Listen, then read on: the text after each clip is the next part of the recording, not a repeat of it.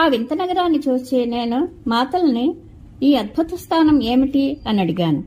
మాతలి, పులోమ, కాళిక అనే ఇద్దరు దానవ స్త్రీలు ఉండేవారు. వారు అనేక దివ్యవర్షాలు గొప్ప కఠోర తపస్సు చేశారు.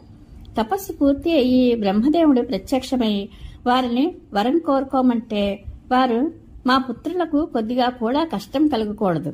దేవతలు గాని, రాక్షసులు గాని, నాగులు గాని ఎవరూ వారిని చంపకూడదు. వారు నివసించడానికి అత్యంత రమణీయమైన, కాంతిమంతమైన, ఆకాశగమనం కల నగరం కావాలి అని కోరుకున్నారు. అప్పుడు బ్రహ్మ వారి పుత్రుల కోసం వివిధ రత్నాలతో అలంకరింపబడిన, దేవతలకు కూడా అజేయమైన అన్ని రకాల అభీష్ట భోగాలతో నిండి రోగశోకాలు లేని ఈ నగరాన్ని నిర్మించాడు. దీనిని మహర్షులు, యక్షులు, గంధర్వులు, నాగులు, అసురులు, రాక్షసులు ఎవరూ కూడా జయించలేరు. ఇది ఆకాశంలో కూడా ఎగురుతూ ఉంటుంది. ఇందులో పులోమ, కాళికల పుత్రులే నివసిస్తూ ఉంటారు. ఇక్కడి వారు అన్ని రకాల ఉద్వేగాల నుండి, చింతల నుండి దూరులై మిక్కిలి ఆనందంగా ఇందులో నివసిస్తూ ఉంటారు. ఏ దేవతలు కూడా వీరిని జయించలేరు. బ్రహ్మ వీరి చావును మానవుని చేతిలోనే విధించాడు.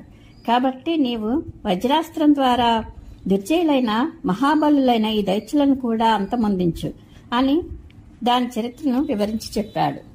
నేను ఆనందించి మాతలతో, సరే మంచిది, నీవు ఇప్పుడే ఈ నగరంలోనికి తీసుకువెళ్ళు.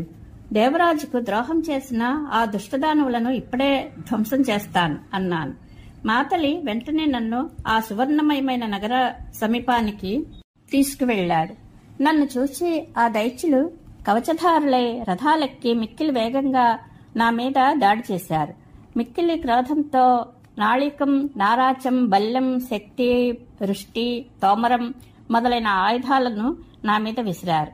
నేను అప్పుడు నా అస్త్ర విద్యాబలంతో భీషణమైన బాణవర్షాన్ని కురిపించి వారి శస్త్రవృష్టిని అడ్డుకున్నాను. వారు తమలో తాము ఒకరినొకరు ప్రహరించుకునేలా అందరినీ మోహంలో ముంచివేశాను.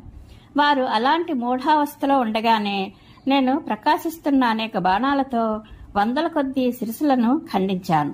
ఈ విధంగా నశించిపోతున్న వారు తిరిగి తమ నగరంలో ప్రవేశించి మాయచేత ఆ పట్టణంతో సహితంగా ఆకాశంలోకి ఎగిరిపోయారు.